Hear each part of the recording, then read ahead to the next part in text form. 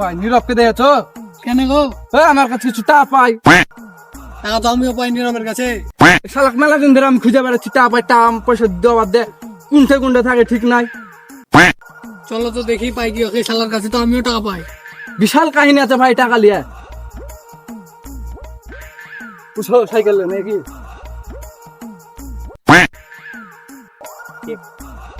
সমস্যা নাই ভাই, আপনারটা আমি আলাদা করে করবো একাই, প্রয়োজন ওর সাথে আবার আরেকটা করবো, ঠিক আছে না?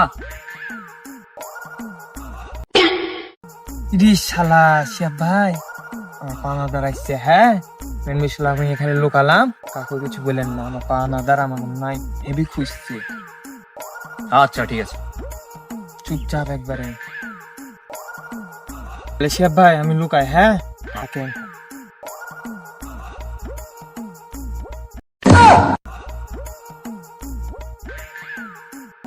এই শিয়াব ভাই নীরবকে দেখাচ্ছ নাকি গো?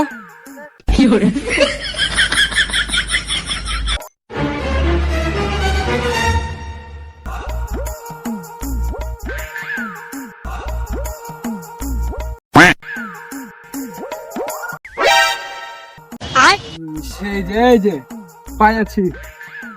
তো কবে থেকে খুঁজে বেড়াচ্ছি, ফোন দিলে ফোন ধরতে না কেন? ভাই আর? আমার ফোন নাই তো ভাই। আমার নাম্বার ব্ল্যাক লিস্টে ফেলেছে, ব্ল্যাক লিস্টে ফেলেছে। ভাই এত বড় মিথ্যা কথা। মেসেঞ্জারে ব্লক মেরেছে।